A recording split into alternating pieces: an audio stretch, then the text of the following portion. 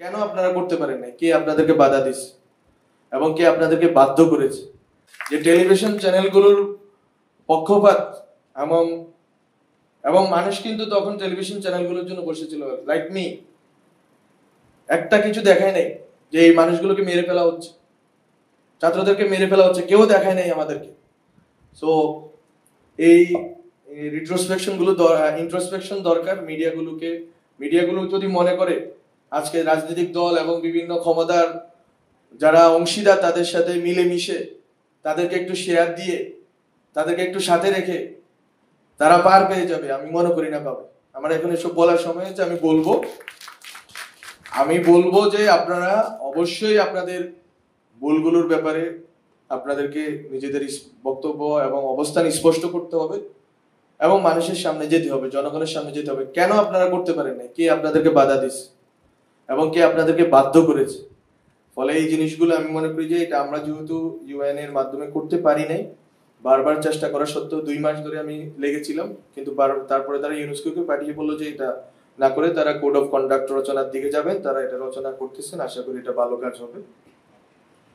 এই দুইটা বিষয় আমার বলার ছিল আমার মন্ত্রণালয়ের দিক থেকে, যে গণমাধ্যমের এবং টেলিভিশন মিডিয়ার গত 15 বছরের ভূমিকার আত্মসমালোচনা দরকার এবং তাদেরকে জনগণের মুখোমুখি হওয়া দরকার, তাহলে ট্রাস্ট ফেরত আসবে।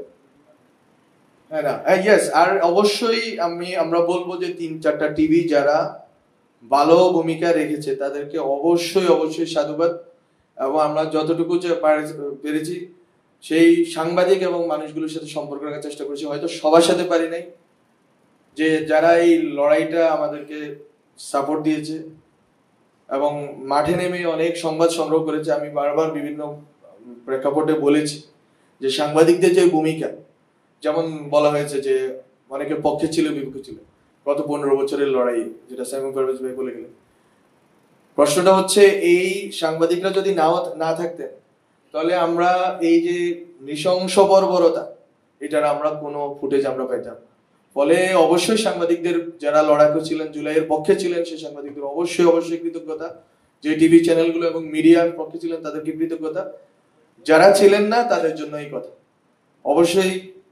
আর গত 15 বছরের ভূমিকা অনেকেই পর্যালোচনা করে জুলাই তাদের ভূমিকা পরিবর্তন করেছেন, আপনারা জানেন, আপনারা বুঝেন।